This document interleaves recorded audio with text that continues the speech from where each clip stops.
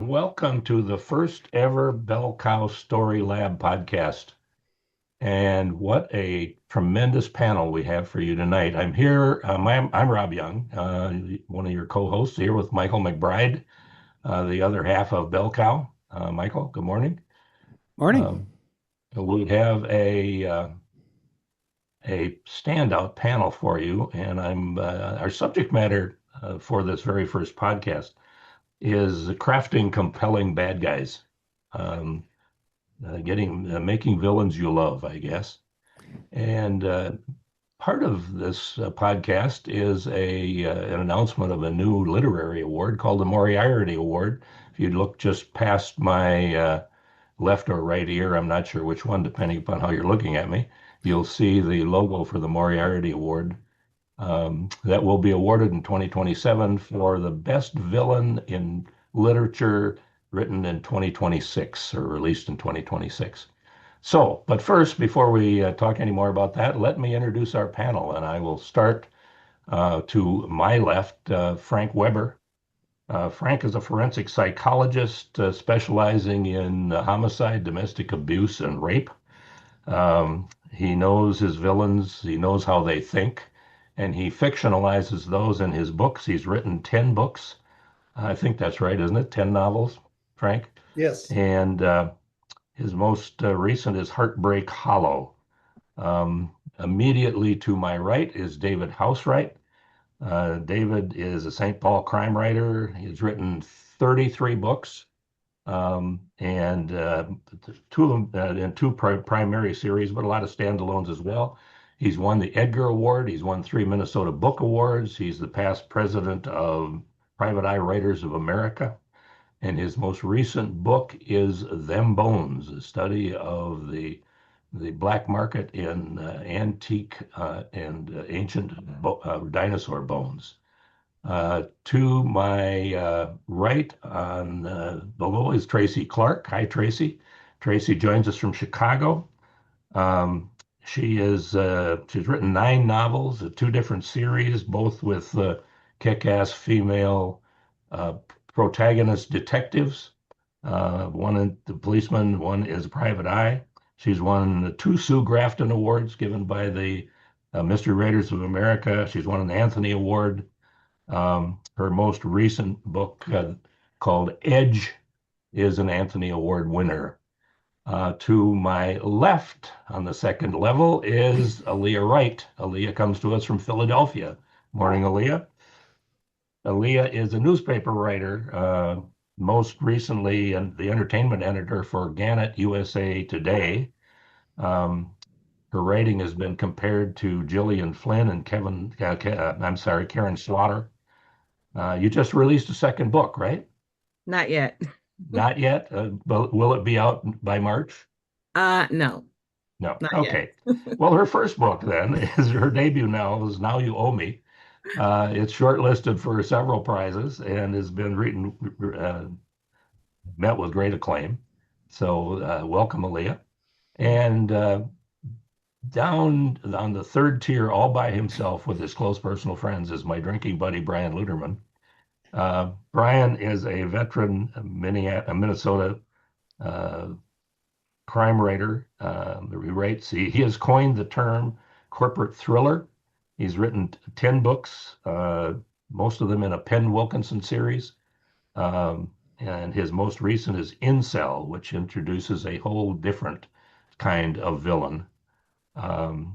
Brian is a lawyer by training, and his books have been shortlisted for numerous awards. So welcome to you all. And let's kick this off. Michael, you got an opening question? Absolutely. Thank you all for joining us. I mean, as I kind of shared via email, we want to talk about villains. And I think at one point, villains were, just built to be in the way of the protagonist. And over the years, we have seen, them grow into something much more complicated. And those are the kind of ones we want to talk about. So I'm kind of thinking like, great villains really steal scenes and hearts, and occasionally the whole book. Like sometimes they end up being your favorite character. And just to kind of get us started, I'm wondering, interested about your take on what makes an antagonist unforgettable and still keeps them from feeling cartoonish. Um, and since Frank is kind of at the top left, Frank, would you mind starting for us? Certainly. Thank you, Michael. First, you need to establish that he's a terrible person and that he is a villain. I think of Roan Crusoe in Scandal of Vandals as, to me, the classic villain. He kills somebody for stealing his car. He arranges a hit on a friend's wife that clearly at the beginning he's established as a horrible person. And what's interesting about it is I think you change the reader's perspective slowly as you get an vantage point of other things that confounding variables, as they say, other things that can come into play. So, for example, that all of us can identify a little bit with frustration if something valuable to you is stolen and he had something valuable to him in the vehicle, and then he ultimately was actually trying to thwart this hit by trying to set it up in a faulty way.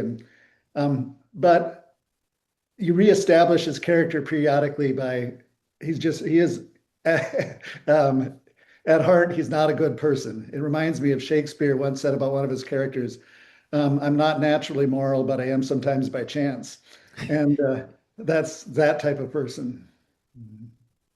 Gotcha.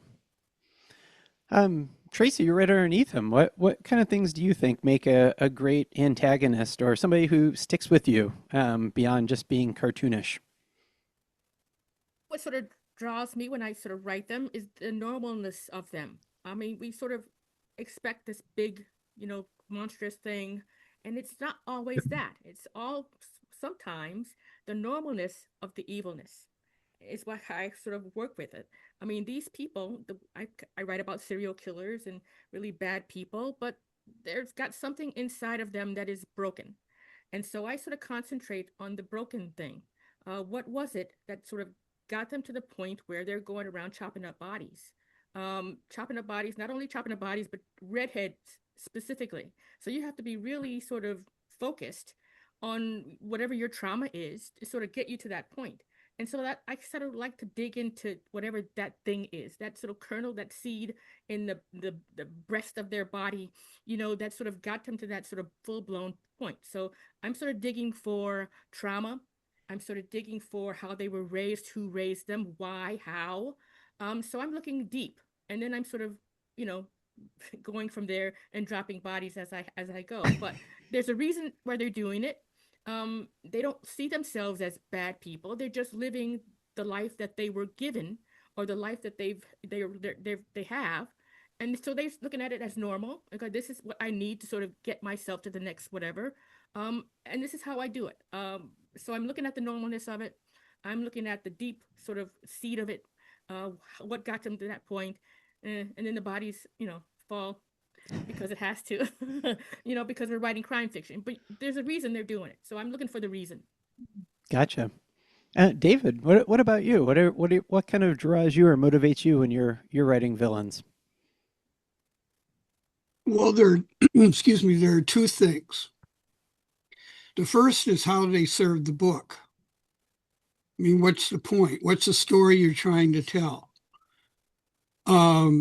You take somebody like Nurse Cratchit in One Flew Over the Cuckoo's Nest, or Inspector Javert rather, in Les Miserables. They're there because they're the man, because they're the system that the characters are revolting against. But I agree with Tracy about, where they come from. I think it was Mr. Rogers' Neighborhood, carried a quote in his wallet that said, there isn't anyone you can't learn to love once you know their story. And that's what, I'd like to know is, why are you doing this? And mostly you're doing it for very selfish and petty reasons. I don't have any great villains in my book. I don't have any broken serial killers or mad geniuses who want to get even with the world or whatever. I'm a disciple of Raymond Chandler. He wrote in the his famous essay, The Simple Art of Murder, about giving murder back to the people who actually commit murders. And so that's where I am. I'm like, why are you here and why are you doing what you're doing? And do I understand it? Can I sit back and go, oh, yeah, I get it. You're a jerk, but I get why you're doing what you're doing. And, you know, take it from there. I have to admit, I was a little concerned that you were going to break my heart about Mr. Rogers for a second there. I was like, wait, was there some kind of deep villainous backstory that I missed? But what about you, Aaliyah? What kind of things do you have in terms of adding to the conversation about villains and what makes a good one? Um, well, I have to agree with Tracy and David. I think what makes them unforgettable is that I agree, they don't see themselves as villains. In fact, they see themselves as the hero of their own stories, and they have logic, they have emotional reasoning, even when their actions are completely and horrifying, they make sense to them.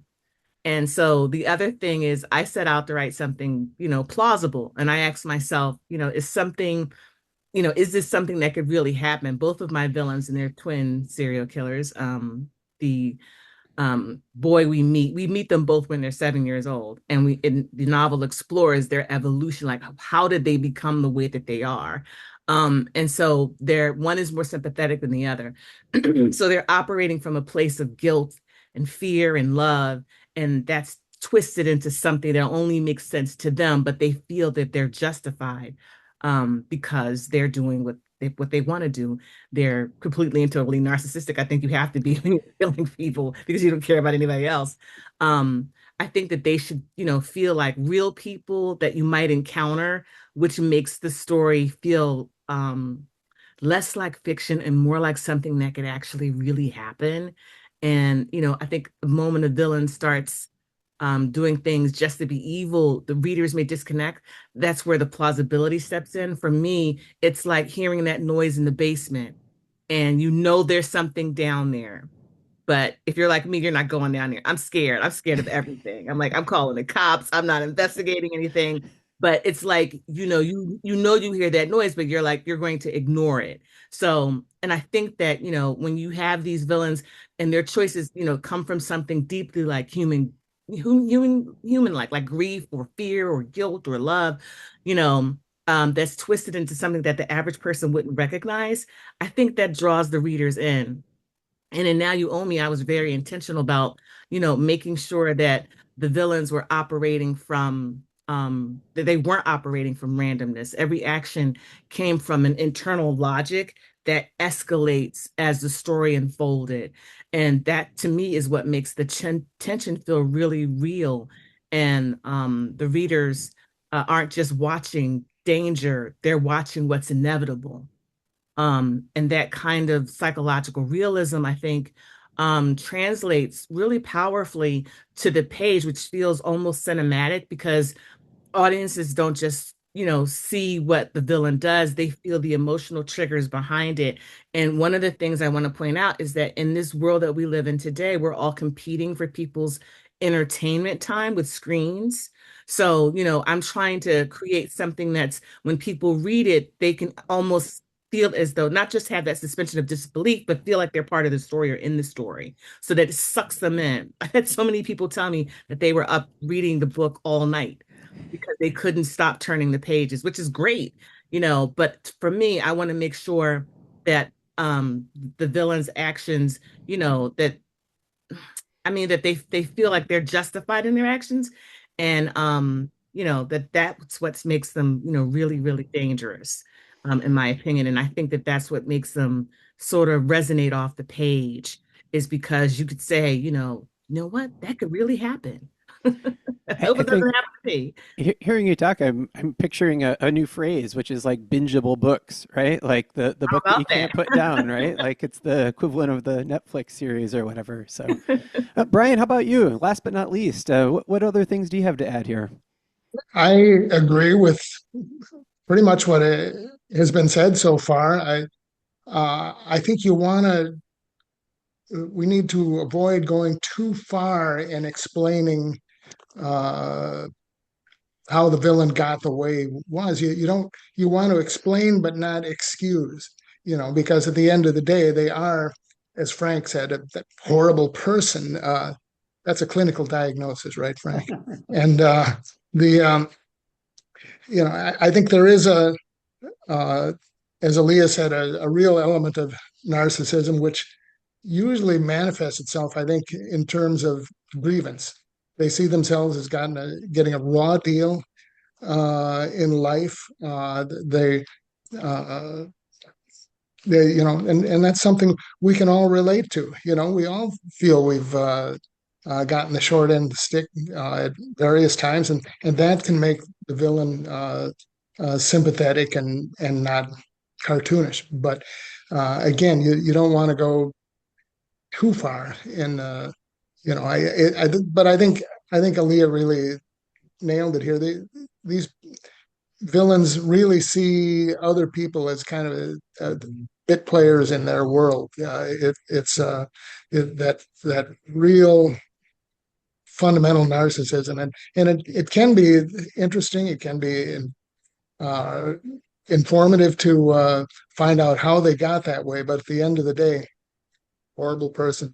And I think John Sanford is really good at presenting these people as understandable and normal, but yet really creepy.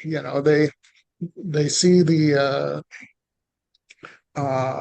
it's a view of the world that is really twisted, but makes perfect sense from their point of view.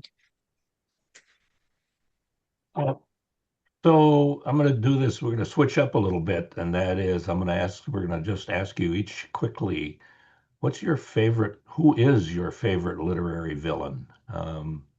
And Brian, let's go back to you. And it can be one of your own. I mean, out of one of your own books. It's that you're not disallowed from naming your own characters as your favorites. But Brian, who's your favorite literary villain? I don't. I wouldn't pick one of my own. I don't think that's a superpower of mine. It's writing villains. I think, as House said, they serve the story, but I wouldn't call them great characters in their own right. Uh, I think the best victims are ones that can be developed from the beginning of the story because they're villains from the get-go. So somebody like Hannibal Lecter, uh, you know, you even before he appears on screen that he's a villain, and so that would be a good example. Lee, how about you? You can, This is kind of hard for me. okay. I love You so can much. pass if you want to. Okay, so I think Joe from the U books written by Carolyn Kepnes, he's the one who's just, he's falling in love with these women and then things don't go the way that they want and he's killing everybody in his way. And then also another, and this may seem a little bit odd, but Boris from the Goldfinch, he's one of my favorite characters in probably in literature. And I couldn't figure out whether or not he was the villain at first. Turns out he was not a bad guy, but the things that he did made it seem as though he could have been. And I think that he's just so beautifully written. So those are the two that I think I would pick, but probably Okay. more to the point, Joe from You. Okay. Tracy? There are a few, but I guess one of my favorite is I got the Wicked Witch of the West from The Wizard of Oz. All right, think about it. Hang with me for a second. All right, she's singularly focused. Okay, what does she want? She wants those ruby slippers. Okay, and she doesn't care how she's going to get them. She doesn't care how many people, how many villages she has to burn, how many scarecrows she has to annihilate. Okay, those are the slippers she wants. She's going to get them. She's got her flying monkeys. She's got her castle. She's going to get it all done. Okay, singularly focused. So that's when I'm writing my villains. I'm thinking about somebody like that. I mean, they're not concerned about what's going on in politics. They don't care who's the hottest thing on in Hollywood or anything like that. They have something that they want.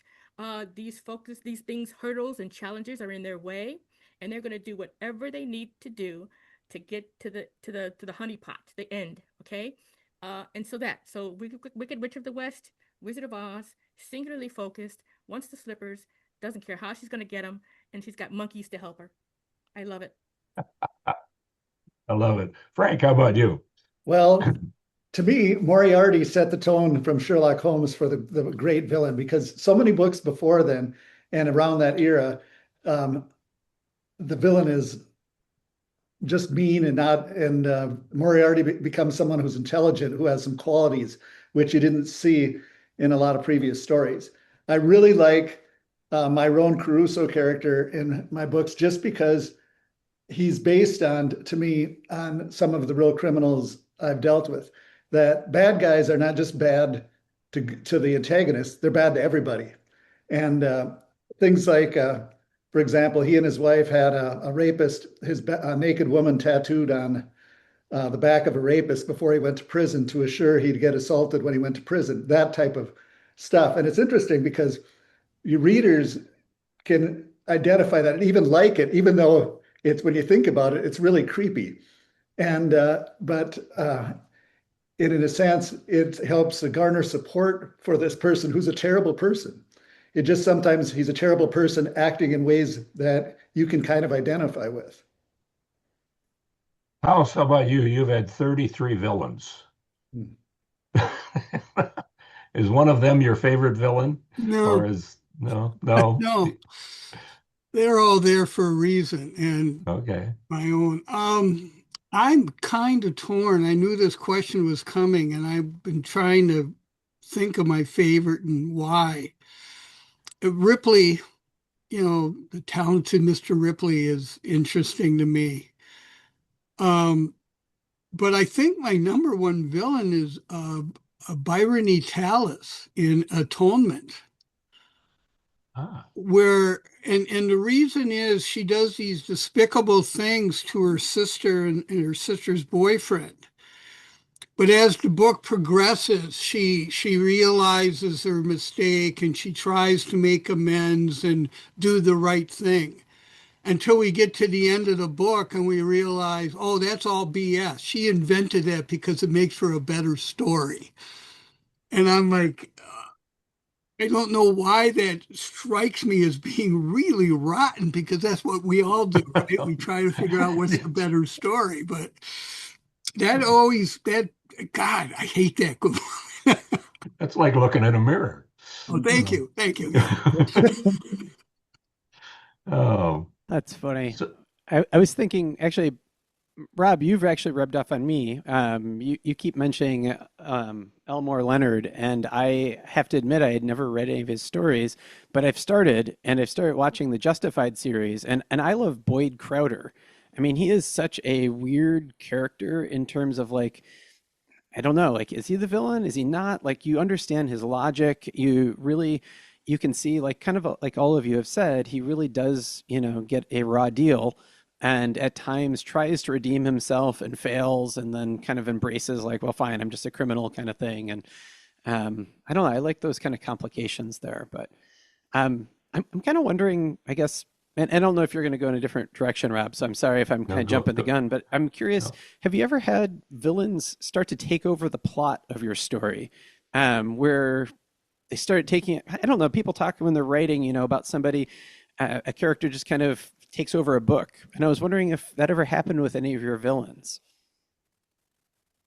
I don't have anyone in mind. So if anyone has I can go tell ahead. you there's Sure. a story I'm writing right now. I'm not sure if it'll be my next published book or it'll be two books down the road, but it's at editing now, where it's primarily written from the villain's perspective. And this is a question that I know we'll be addressing, but does your reader know the person is a villain or does the villain know they're a villain?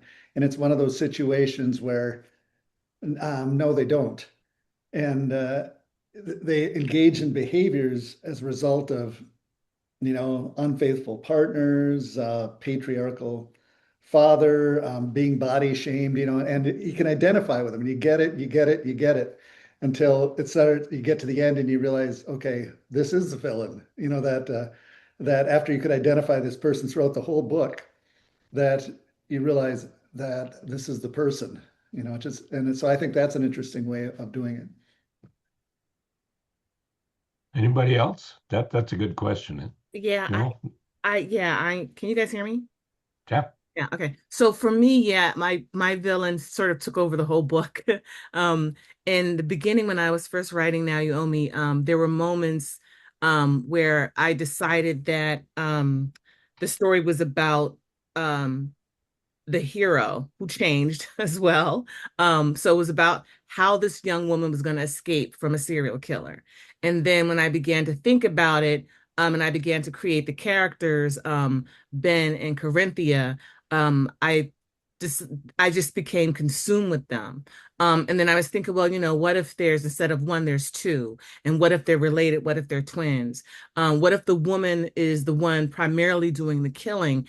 And then, like just for funsies, I study serial killers. So I thought about Eileen Wuornos, and she murdered 7 men in Florida, and how rare that is for females to actually be serial killers. And I don't know if Frank can actually attest to that or not, but that's who's doing Ooh. most of the killing in my book. And so once the villain starts to dominate the plot, well, it's like, when the tension escalates from, like the situational psychological, you know, uh um well, I guess. And so I'm just, they just sort of just consumed me. And so the story flipped and changed from a narrative about this one young woman, escaping a serial killer's lair to, well, how did they start this? How did they become this way? And so the book opens when they're 7 years old, and you think that the story is about them and just about them, and it's just about these twins and these things that they're doing when they're kids. And then it becomes, that's when I bring the other characters in. So yeah, they completely took over. And to be honest with you, I didn't answer that question, the last question about, who's your favorite villain, naming my villains, but by the time I finished writing the book, I just couldn't stand them. So it's like, and I was glad to see them get their comeuppance. So but it was fun to write. But Brian, you in your last book, Incel, um, have a different kind of villain. I mean, in your book, there's murders and all that sort of thing, but it makes me think about villains who aren't necessarily murderers or rapists, but the kind of villain that is sort of insidiously present, creating grief and havoc for everybody. Um, Right. Comment about about the incels. Yeah, that was my book was kind of a false flag operation, which I think I realized came to realize that pretty much all my books fall into that pattern. There's an apparent villain, but there's and because my books are basically thrillers and not whodunits, but there's an apparent villain, but there's actually an actual villain behind the scenes pulling the strings. And this creates a dynamic which I'd like to put this question to everybody, which is how do you create a great villain when nobody knows who the villain is, when they are not exposed or unmasked until the end of the book? If you have five suspects, do you have to create five villains? And that is a question, I basically only have two, the apparent and the actual, who I need to develop. But and generally that for me, that's the big twist in the book is when the and usually you don't even know there's an actual villain, but when that person is exposed, that's because in my book the incels are really nasty people, although I go back and show how they got that way, how their rejections that they have experienced over the years hardened into this pathological thing. But the actual villain behind all of the incels appears later on, and I've tried to develop that person so that it's not who is a character, a character in the story. To develop that person so that it makes sense. Yeah, that person. Okay, that's how they got that way. But can I put that question to everybody else? How do you develop villains when for a thriller, it's easy enough. Sometimes you know who the villain is on page one, but for when you don't know, uh, how do you handle that? I Well, love this question. I really do.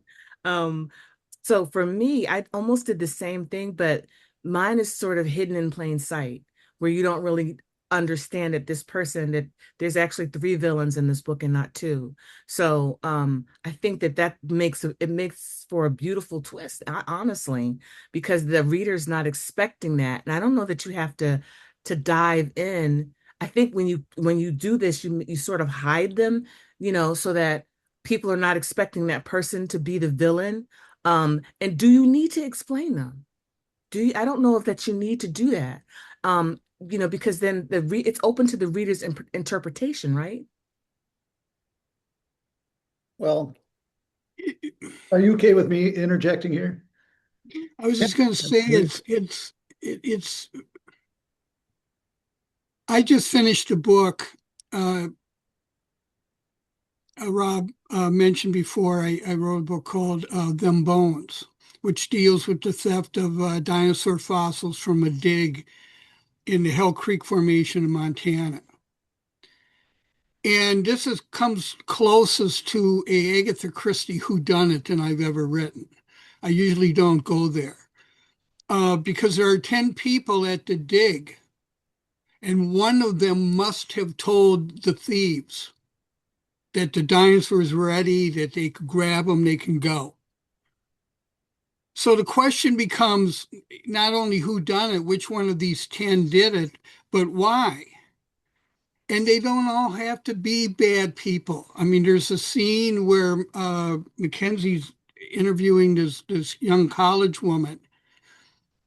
And in the back of his mind, he's saying, please, please, please don't let her be a homicidal maniac. I like her. That kind of thing. So to me, it's always about motivation. Why? And more often than not, it's a simple matter of, how much money I'm going to make doing this? That kind of thing. Yeah. So, you guys were talking before about, the villain taking over the book. And I've had conversations with other authors about this where they'll say, I wanted to do something, but my character wouldn't let me. And I'm nodding my head, and in back of my head, though, I'm thinking, well, who the hell's in charge here? I mean, I think it's a matter of process. I mean, if I write, and I get it, all of a sudden I get to a scene and I go, no, that character wouldn't do that. Well, I don't change the scene. I go back and I change the character so the character will do what I need him to do to move the story along. So I think it's really a matter of process. How do we sit down and figure out how we're going to tell this story? Yeah.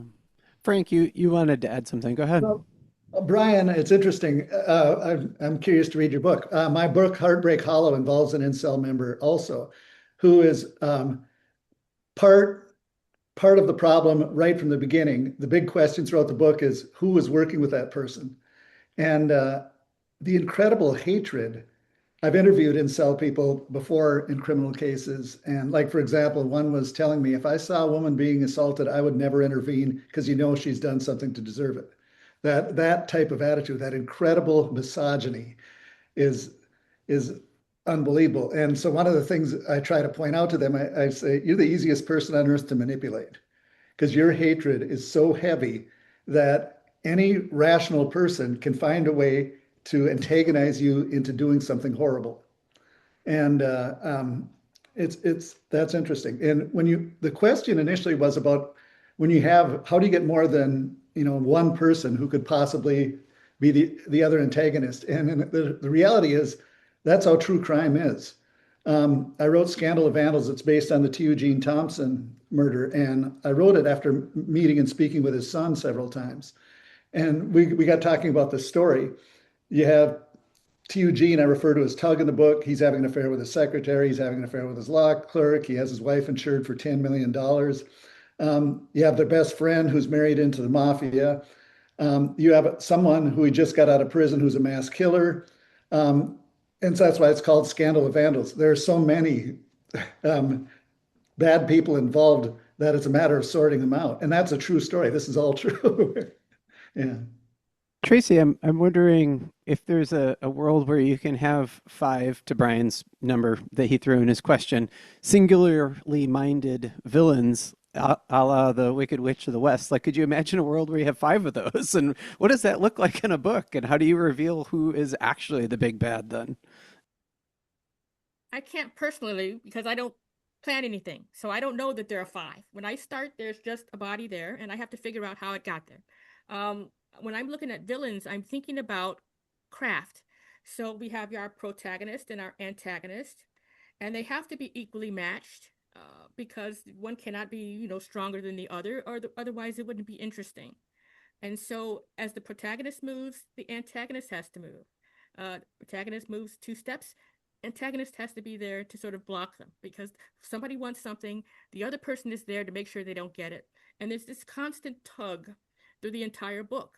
You can have more than one bad guy, I guess, but there's got to be a lead one. There's got to be one who's the fiercest, the one who wants the most, the one who is willing to give the most to get it. And so you have to have this sort of tennis match going on. And so that's what I'm thinking about when I'm writing villains and my good guy versus bad guy. There's got to be that tug, that contest. So protagonist moves, antagonist moves. If there are 5, I get lost because I don't know what I'm, what are the other 4 people going to do? Because I'm thinking tennis match. I'm thinking Bobby Riggs, Billie Jean King, boom, boom, boom, boom. A match of the century. Let's go. I don't know what to do with the other 4. I probably figure something out eventually, but I'm thinking match. And so, no, I can't imagine sort of keeping all those balls going at the same time. I'm sure there are writers out there who can do that masterfully, and I know they are. I'm just, I'm not the kind of person. I'm a Fair enough. Does anybody besides me like charming or lovable villains? Obviously, that question went nowhere. Oh, Well, yeah. my Ron Caruso character is interesting, in the sense that he's faithfully married, that he goes to church. He's and one of the things I talk about, even killers are heroes in their own stories. That when you hear things from his point of view, he feels like he's doing the right thing all the time, and to get that understanding that, and like I said, sometimes some of the horrible things he does are to horrible people, and people kind of get on his side, are they cheer that, and even the good people do, and not understanding that where this all comes from. The Robin Hood syndrome. Yes, yeah, very Yeah. good. Yeah, and the idea that this person comes along and he can right or wrong, even if it's not for the right reasons, is appealing to people at times because people feel you don't always get justice going through the criminal justice system. House, you were going to say something. Well, I used to play hockey with the guy. Good guy. Passed the puck, got into the corners, pleasant company. And then he was arrested for he was a pedophile. And everybody in the locker room is like, what? So, the idea that you have villains who are pleasant, who are nice, well, they are because you don't know. You don't know all of it. You only know what's on the surface. And I think, we've all have stories like that where we met people that we liked for one reason or another, and then they did something terrible. And you're like, how could he do that? Why would he do that? And to me, that's the real life villain. And I think you can get that on paper where the characters all recoil at the same time going, what? I think people can relate to that. Anybody else? Yeah, I think that that charm is what's so disarming, because it's like you're looking at a person, you're like, how can that person do that? You never see it coming. So it's like what David was saying, people were shocked when they heard this because, not that guy. That's the last person I would suspect of doing something that actually makes for a pretty cool villain because, like I said, they're hiding in plain sight. That person is there and they have all these characteristics. This is why they're able to get away with so much without being caught because of the charm, because of the fact that they can make people think that they're not a monster. Yes, I really like that expression, hiding in plain sight. I think that is what uh, uh, transpired in my incel novel. You see the incels who are really obviously bad people, and they're the obvious suspects doing all the horrible things. And then when the actual villain is revealed, yeah, it was there all along. That I think those are the best stories when you've seen that it's right in front of your face that this person had all the motivations, all the characteristics, but that charm will fool you every time. It's like when I used to be a crime reporter, and I remember we would go and interview people who were doing things, and you talk to the neighbors, and they're like, I never thought that person would ever do something. You never hear, oh, he was horrible. He was a bad guy. I knew this was going to happen because most of them are not showing their evil mask is not on all the time. Rodney Dangerfield had a bit back in the day where they found out, the guy serial killer was living next door and they interviewed the neighbors and the neighbors always go, oh, he was a quiet man. That's the normalness that you want to capture, right? When you're writing a villain, you don't want somebody that's over the top and you suspect all of a sudden. It's a nice guy at the grocery store. It's your next door neighbor who helps you plant your flowers in the spring. We had a case here in Chicago, John Wayne Gacy, a circus, clown for kids' parties. He would go to their birthday and he'd blow up the balloons and shape them into little dachshunds and everything. He's a nice guy, Children's Hospital, and he's got 19 bodies in his crawl space. Okay, so that sort of disconnect between normal, nice, and menace is an interesting sort of thing to sort of explore because how does that happen? How do you have two sides of yourself be so stark and so removed? Nice guy here, Children's Hospital, blowing up balloons, 19 bodies in his crawl space. Something's going on. Okay, and so you try to figure out what that something is. That's what I sort of concentrate on. I think most thriller writers or crime writers also do. We're looking at the person. We're looking at the trauma. We're looking at what made them that. Where is that middle thing that we don't understand? And so, yeah, it can happen all the time. We're thinking about it all the time, or at least I am. I want to figure out what made you so weird and so destructive and so antisocial and so inhuman. There's got to be a reason for it. I think Aaliyah made a comment, and I want to compound on that, just that the idea that often people who think, well, he was such a good person, they look at the behavior and not the motivation. For example, from interviewing people like Roan Caruso, okay, he's faithful to his wife, but he's faithful to his wife because he knows how much a divorce costs. And he also understands that he's nice to her because he believes it's important to always have someone who's going to stand up for you. Not because it's all this narcissism that it's coming out and it looks like proper behavior when really it's just this person's taking care of me. This is part of the plan. Let's take this just one step further, Michael, just before we go. No worries. We're talking about the two-faced villain, the one that looks normal and friendly on the surface.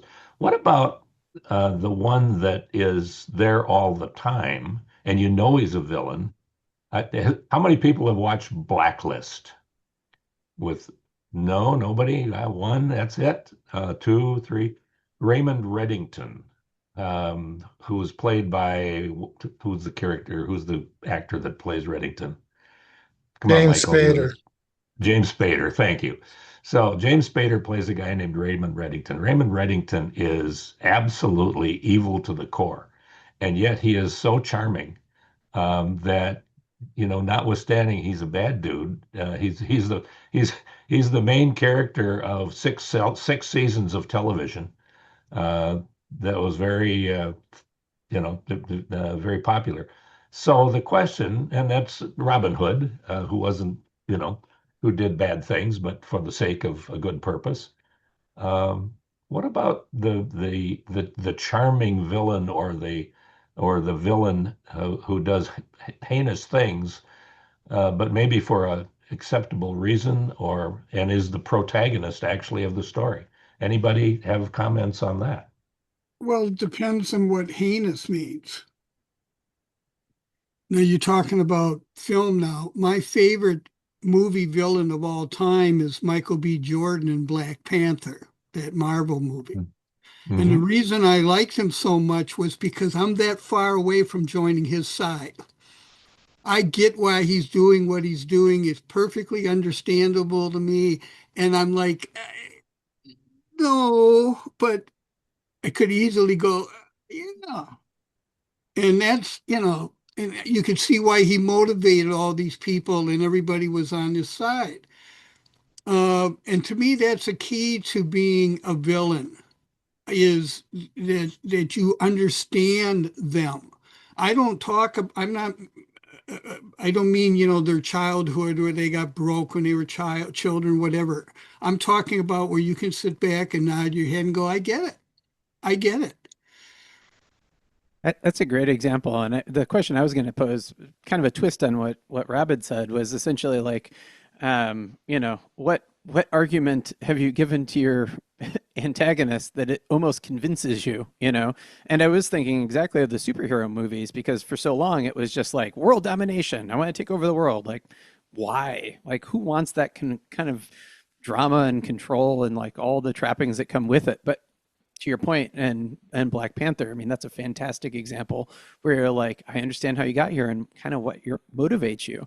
So like maybe another piece of that is like, what are those arguments you've given to your antagonists that almost were dangerously convincing, or maybe convinced yourself that they were right, or I don't know, believable? I don't know if that's the right word, but Well, I like David's comment, and I also think that that's why I'm sort of writing the book that I've been playing with at the present time is to have an antagonist that the reader really gets on their side or up, and you understand it. All this hurt. There's so many hurtful things that happen to all of us, and unfair things that happen to all of us, and we can identify that. And so many times there isn't justice, and so to create that and get people to identify that but in the end have them step back and say, okay, I really need to be careful with what I'm doing, that because all bad people, I should say the majority of bad people believe they're right. you know the serial killers who kill prostitutes think it's for the betterment of society, that. And so you have to be careful of justifying any immoral behavior. And one of the things I tell people all the time, I said, you have to remember 5% of the world is crazy. And I don't care if you're talking about, and I said, I don't care if you're talking about psychologists, cops, teachers, whoever they are, 5% of people are crazy. And that includes people on your side. And you need to be able to see that. Yeah. Well, Wow. let me pose this question. We One of the initial questions that Rob and Michael put out there is how do you keep a villain from being cartoonish? Um, and I think one of the things that we're sometimes guilty of, and I have been, is making you want a formidable villain, one that poses a real challenge to the protagonist, but you don't want Superman. You don't want you know Lex Luthor or whoever with who seems invincible. You need to find some flaws in the villain, not only in their character, which is obvious, that's why they're a villain, but in their competence. And so there's and I think some of the best stories are, we find ourselves, or when we find ourselves almost rooting for the villain to succeed, not because they're a good person, but because we want their plan to succeed. If the bad guy has broken into somebody's house and then hides, and the homeowner comes home, and you've got this excruciating scene where they're searching the house and they might find him hiding in the closet, might not.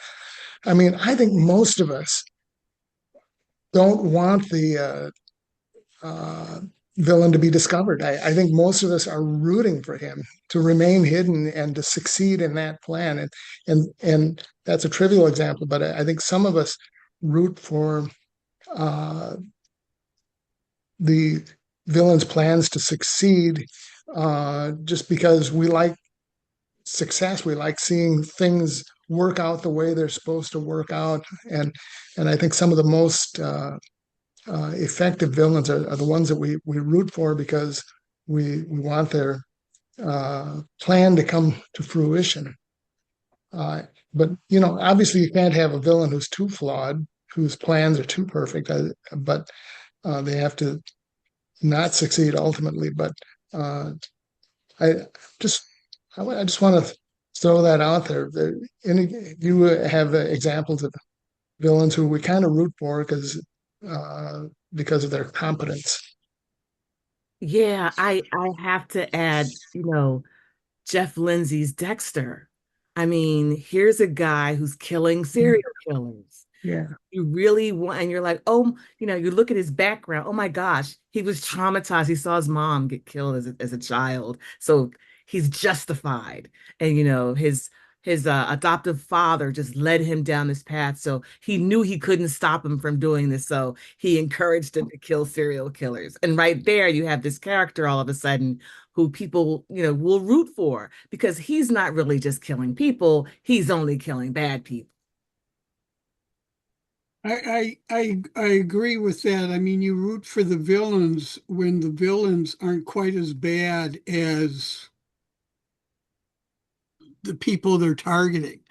I mean, you were talking movies, think of the Thomas Crown Affair, think of Ocean's 11, think of all these movies where the bad guys are going after badder guys. And you don't sit there and go, well, you're a crook. I mean, we don't think of it that way. We think of it, because of motivation and stuff like that. I wrote a book called Girl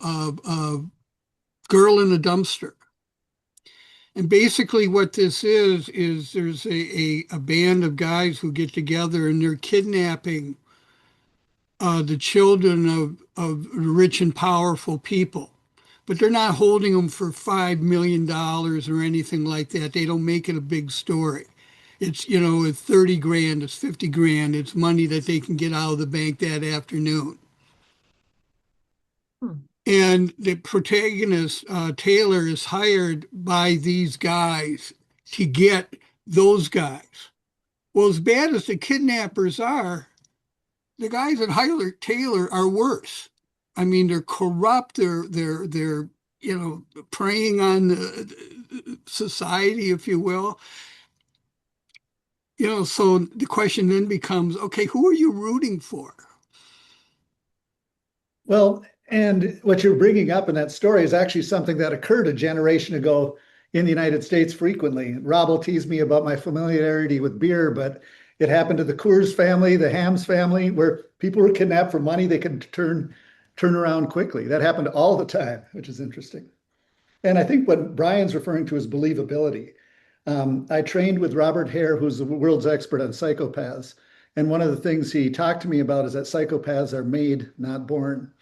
And it's what I've come to believe in my work also. So we're all potentially. Well, it would have started a long time ago, Oh, okay. Well, but potentially, yes. but then there's 6, 7 of us on this podcast, and you said what, 5%? Who knows if one of us is one of the 5%? So Tracy. Oh, I said It might be me. It might be. might be. So I was thinking to kind of bring this conversation to a close, and I kind of think I know where Tracy is going to fall on this, but I'm wondering for everybody, what's more satisfying in terms of an ending? Are we looking to punish the villain? Do we want to give them some kind of win in the process, or do we need to set things right before a book ends? Like, what gives you the best satisfaction, either as a writer or as a reader? You're supposed to uh, have the bad guy have his comeuppance at the end. That's the logical thing, right? But it's so much more fun to sort of leave it open-ended or sort of in the gray area. So my cops sort of solve their case, but in one of the books, the bad guy doesn't get what he's supposed to get or what you expect them to get, and that's for me more interesting because now you have another thing you can sort of explore. So yeah, I guess technically we're supposed to catch the bad guy and put him in jail and do all that wonderful thing.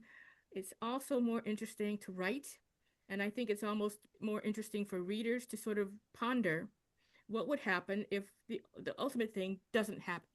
If it's not closed ended, if this thing sort of goes on and there's no solution to it, because in real life there's often no solution, right? I mean, people are killed indiscriminately. There's no end to the case. They have to sort of find a way to sort of live with whatever that open-ended thing is. And so it's kind of fun to sort of do that same thing in fiction. It's not an easy end. It's not a clean ending. Bad guy might get off. What are you going to do about that? I mean, what does that say for the protagonist? What does that say to the reader? What does that say about the life that we are living in the world that we live in? Uh, Everything's not black and white. Everything's not easy. There's not an easy solution to anything. Fiction has to be the same. I'm looking at it as a mirror on society, and so sometimes it's messy. So it's kind of fun to sort of write that sort of open-ended, obscure, not quite finished. I don't have my resolution. I don't have the justice that I sort of wanted in terms of, what happened. What do you do with that? Interesting question. Gives you somewhere to go. Bam. That's how you write a trilogy. Yep. You do that with a series, yeah. Bam. House, you were going to say something. I disagree so much. In many ways, you write crime fiction. We're writing fantasy because at the end of the books, more often than not, the good guys triumph, the bad guys get what's coming to them, and the reader, if not the victims, get closure. And that seldom happens in real life. And that's why people read books, so they can get the closure that they're not going to get in real life. I'm not all my endings are what you would call happy endings, but I insist that we get closure. There's no, oh my God, what's going to happen? This guy is still out there wandering the streets. I don't want readers to think that. I want them to close the book and go, okay, good, I'm happy with this, and then move on.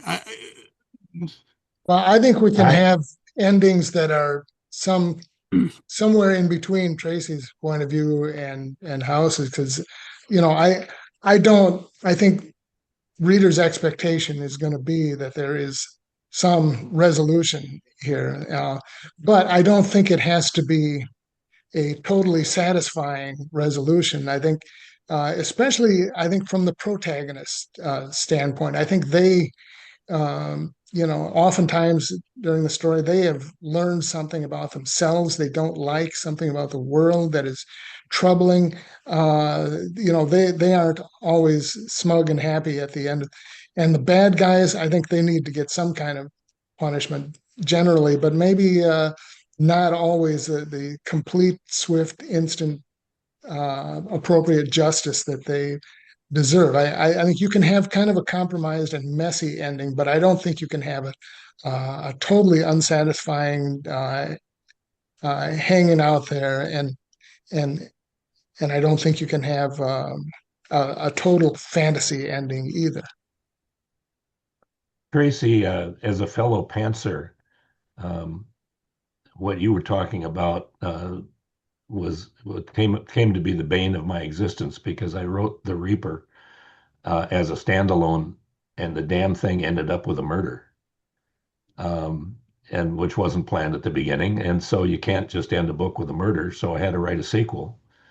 And then after I was halfway through the sequel, I realized that the person who was being charged with the murder had a story that had to be explained. So I had to write the third book. So I ended up with a trilogy because I couldn't come up with a good ending like House would have wanted. So That might be the difference between one standalone, right? You have to end your little thing in a little ball. It has to end. In series, you have to be a little bit more judicious about it. So an end of a case for my cops is an end to the case, but there's something that sort of lingers. There's something that's unfinished. And I think Echo, we they found their bad guy, but the bad guy goes to a psychiatric hospital. So there's a possibility now that this person may get out. Okay, now her motivation to kill has not changed. She's going to be this basically the same person with some psychiatric help, hopefully, but her life goes on. The case is finished. She's still there as a player or a potential player. And so you have that open-ended thing. Case is closed, blah, blah, boom. But, okay, I like the but. I like buts. Not, but I like the possibility of something else continuing after this thing has been solved. So I think that might be the difference between series writing, which I do, because your characters and your sort of storylines have to sort of continue to a certain point through each book, through the series. But then you have to have something else that you have to sort of hook your reader into. So, you know, different breed, same motivation, I think. For me, the cases that interest me are cases that had some sense of justice. So that's, I'm along the line of David and Brian with this. But I think it's also important to note that that justice isn't always delivered by the good guy or the protagonist. Sometimes it can be delivered by a competing antagonist, which leads me into sharing. I love the idea of Cow offering a Moriarty Award. The idea that let's have the best villain. Who's the best villain out there? That's a creative idea. I love it. Thanks. thank you. That's a great segue. Well, wait. Let's let Aaliyah weigh in. I'm Oh, curious. I'm I sorry. fall into the camp of, life is disappointment or get used to disappointment. Princess Bride kind of life is pain and that kind of muddy ending. But I'm wondering where you fall in there, Aaliyah, in I terms of justice. I I want them to get what's coming to them. I think that most people when they go to even if they're going to a movie and they watch a horrible ending to a film, they want to make sure that the person who committed this horrible ending to a character finds their own comeuppance. I want them, and it doesn't have to be wrapped up into a neat little bow, and that comeuppance doesn't have to necessarily come um from the justice system, like you said, but it can come from something. They have to suffer some consequence. I don't think they should go unpunished. But then you have to decide what justice is. Right, Justice means something different to different people. right. My idea of justice might be not be your idea of justice. Mhm. Um, it's a lot of gray in there. I like the But that's gray. the fun of it, though, I know. right? I'm here to say it. I love the gray. Black and white is boring as heck. It's the gray and the sort of nitty gritty sort of messiness of humanness that fuels fiction. I think that's a really interesting question, particularly when it's debated between somebody from Chicago and somebody from Philadelphia. Well, I think the comeuppance still needs to fit the story. Now, there was a play called The Bad Seed, which was based on a book. And the original ending is the little girl is supposedly poisoned by her mother, who then commits suicide. Well, in the original story, the little girl survives and keeps moving on. If you ever saw the movie, the mother survives and the little girl survives, and then the little girl is struck by lightning. What?